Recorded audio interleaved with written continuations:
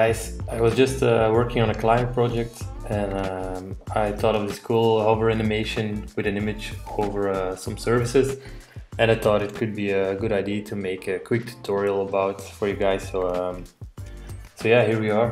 So let's jump in. The first thing you're gonna want to do is lay out all your states for your animation in Sketch.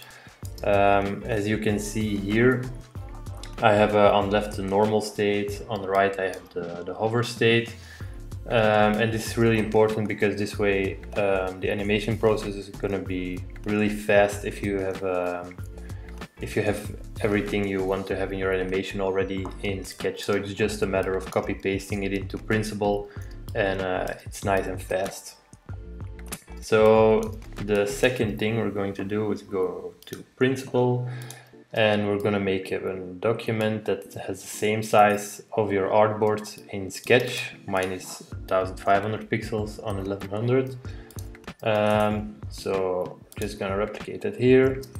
And then we're going to want to copy all the elements here into our Principle document. So I grouped everything here according to how things are going to animate. So like you can see here, the services, the first one, the third one, the fourth one, and the fifth one are going to be toned down in opacity, just so it's more clear that this one is the active states which we're hovering on. So I've grouped everything in a way that it's easy to copy paste it over, so I don't have to deal with every small little element. So I'm just going to copy everything over from my Sketch file to my Principle file, and I have a little trick for it. You're free to use it as well if you want. But I just copy, just Command C, Command V in Principle, and it just paste it over. You do have to name everything again here, but that's the only downside by copying everything into Principle. I'm just going to name it title, and just how I like to position things here to replicate my design from Sketch is I just make a rectangle like this, and this is on the top left corner of my element, so I just know if I copy this and paste it here, then I know exactly where I have to put everything. So I'm just going to do that now for all the groups. Just paste it in here. I'm probably not gonna bore you with this part, so here's some music.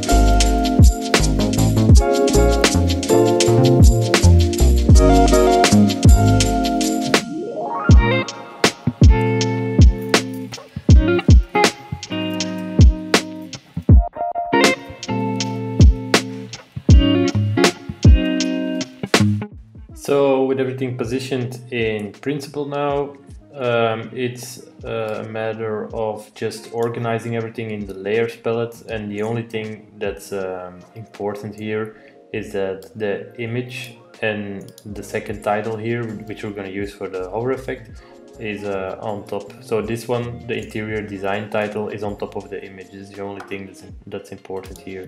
So I'm just going to rename this to image, this to interior design, and this just has to be on top of that, and we're gonna put that on top of the layers palette. Then it just it's a good practice to name your layers. I don't always do it, but it's messy sometimes. And just give everything proper names.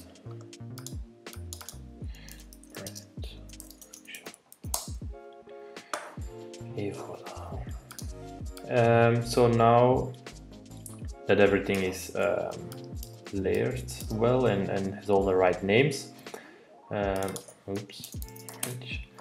it's important to think about how we want the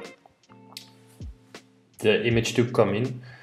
So in the example I just showed you, we have the image coming in from the bottom and in a little bit of an angle. So the way I usually do it is I set everything up in my first artboard, and then I make everything go away as in how I want to have it come on the screen. But going to be, I know it probably doesn't make sense right now, but if you see me do it, it will probably do, I hope. Okay, so the first thing we're gonna do, which is the most important thing here and the thing that will allow us to do a lot of cool stuff to the image, is make a group around the image just by pressing Command G. I'm just going to name it image group. And the cool thing in principle is when we click clip sublayers, the bounding box of the group we just put around the image it will act like a mask. So if I click on clip sublayers, like it's here, it's active, we can mask things in the bounding box, and that's really cool stuff that will allow us to do some cool stuff with the image. So the first thing I'm gonna do is I'm gonna have the group in a hole go down. I mostly try to remember how many times I tapped my down arrow. But for this one, I'm just going to do it 20 times with Shift. So 1, 2, 3. So like that. And then I'm just going to give it the angle like we saw in the example. Something around, I would say 10 degrees. Something like this. And again, the cool thing with the mask is that now we can do stuff with the image within the mask. So a thing I usually do just to make an image have a little bit more impact when it animates in is put the scale to something around, let's say 1.2, something like that, or maybe 1.3. It's a little bit bigger like this, but it's going to scale down as when the hover effect happens. So the only thing we need to do right now is to set the opacity to 0, like this. And we also have a little paragraph here, which is also something that reveals on hover, that gives a little bit more information about the service. And I'm also going to set it down a little and then give it a 0 opacity, just so it has kind of the same choreography like the image. 5. I'm giving it less of offset towards a downward, because I think it's a smaller element, so it needs less of movement, if that makes sense. So I'm just going to put the opacity to 0 here. So now we have the first state of our animation, that's the normal state. And then what I usually do is just select the artboard, and then we have this little animation handle here. We click on tab for the interaction and then drag it onto the artboard so it makes a copy. So now we have a copy, and as you can see, the arrow here indicates that when something happens here, it will change towards this. So the thing we want to have here is the image reveal on the first hover. So I'm just gonna do the opposite of what I did in the last step. I'm just going to put my image back up 20 steps, like this, put the angle back to 0, put the opacity to 100, and open my group, select the image, and put this to, again, to 1, so its original state. So if we look in the preview panel, it's not really a hover interaction right now, but if you just tap on it, you can already see what we're going to go for. You could also just click on this element here, the one we're going to hover on, and then click on hover inside, and then drag the arrow towards the artboard here. So now it's also on hover. But like you can see, it's a little bit too snappy and too fast right now. So the first thing we're going to do is jump in to the settings of the timing and stuff like that. So if you just tap on the arrow here, you can see what the timing is. This is the time, and then we have our elements here. And here it's really good to have your layers named so you know which one you're manipulating. But the first thing I like to do mostly is just select everything here and drag it towards 1 second. So you can already see that makes it a little bit nicer to see. Maybe it's a little bit too slow right now. Let's put it to like 90 or something like that. Yeah, something like that works. The one thing that's now missing is, like I said in the beginning, we want to turn down the opacity of all the other elements, so the focus is more on the one we just we want to do the hover interaction on. So we're just going to select those elements like so, and then just drag the opacity down, or just fill in like 25, something like that. And here you see why it's so useful to do everything beforehand in Sketch, because now I don't have to think about how I want it to act and stuff like that. I just know 25 because I already did it in Sketch. So now I'm just going to set this also to like 0.90. And now, as you can see in the preview here, it's already starting to look cool. One thing I also like to do is when we have an opacity of an image and it's coming in from like the bottom or something like we're doing right now, I go to the opacity slider and I just turn it in a little bit like this, so the object is already moving when you start to see it. It's a little subtle detail, but in my eyes it makes a big difference. So if you can, like you can see here, so you just see the end movement. If I can exaggerate it here just to make my point. So if I put this here and you just look in the preview panel, that's not nice to look at. So it's just little details like that go a long way, in my opinion. So that's already starting to look good. The only thing now we need to add is when you go off the image. But like you saw in the beginning, on the preview of it, we also would like the image to go with the mouse when you're with the movement of your mouse. So we're going to do this. We're actually going to fake it because it's not something Principled can do.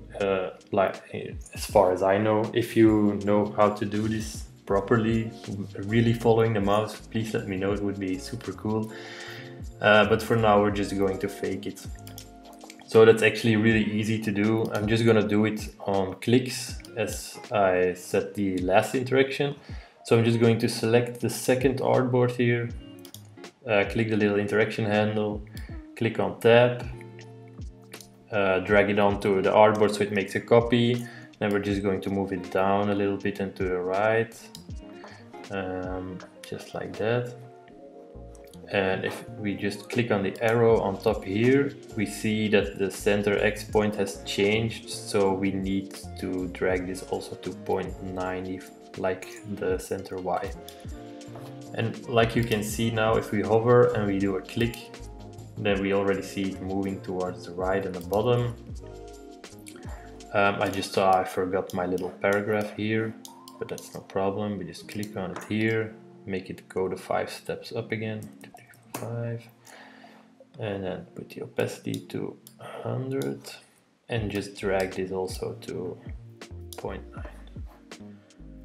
Okay, I also have to do it here right now, but you don't have to, just do it in your first artboard.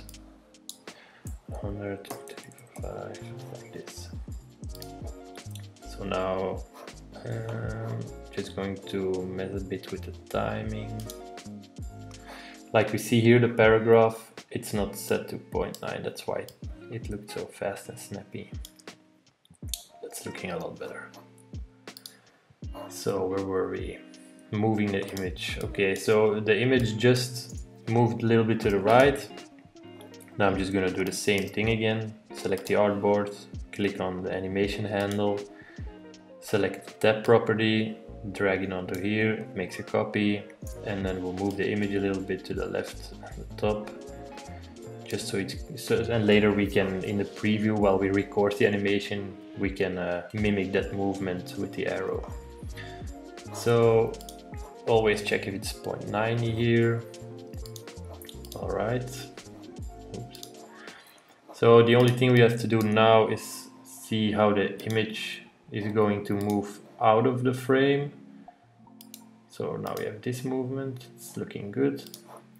So again, we're going to make a copy, select the artboard, animation handle, tab, drag it on here, so we get a copy.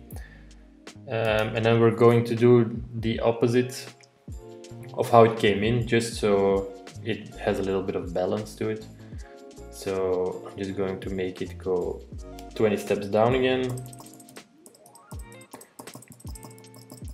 like this. The angle I did when it came up was 10, so I'm just going to do -10 now, so it's mirrored the movement. Then I'm going to do the opacity towards 0, and then that should be it. I'm not going to do the scale here because that has a little bit of too much impact when it comes in. It really needs that impact, but when it goes down, you're actually done with the interaction with that element, so it's better to not have that impact right there. So again, click on the arrow here, like we see here, the opacity, the principle just copies this because I did it in the first step, but we actually want it to be opposite here, I think. Let me see, movement, okay. So like I said, it should be opposite here, just so you don't see the end movement of the... So, and also the little paragraph has to go 0, and also 5 steps down again. So there's only one step left to do now to make this animation complete, and that's just to take all the other list items and put them back to 100 opacity, so it's clear that we're not hovering anymore. That's that. So now we can take a look at what we made here in the preview panel. So it's a hover here. Okay, so hover, click, click, click. Okay, it's looking good. So the last thing for us to do now is to make a recording of this animation. It's super simple to do with Principle, and this way Principle gives you a low file size video that you can easily share with a developer to get your idea across. You can share it with your boss or a stakeholder or a client or something like that to show what you can do with animation or what your ideas are for a project, for example. And this way you can get hopefully some extra budget to go towards development and to up that experience on the website and add a little bit of delight and to make it also a little bit of more interactive. That's always fun. So how we're going to do that, we're just going to click here on the recording icon, and you get a choice here for touch cursor, arrow cursor, or cursor hidden. I'm going to opt here for the arrow cursor because that way the person viewing the video can see where the mouse is, which is important for this interaction. But also it doesn't show when you click, so that's also good because we're faking the movement with the clicks. So I'm just going to click here and the recording is going to start, and then we're just going to fake the movement. Arrow cursor, I'm just going to go over here, so we'll just hover over it, move to the right, move to the left, move to the top, and there we have it. And then just save it as whatever you like. Okay. So there you have it. I hope you guys learned something from this video. Super cool to make a tutorial about this. I'm planning to do more here on YouTube towards tutorials and stuff like that. So if you guys would have any questions or anything else you would like me to cover, be sure to leave it in the comments here. So yeah, that's it. Thanks for watching. Peace.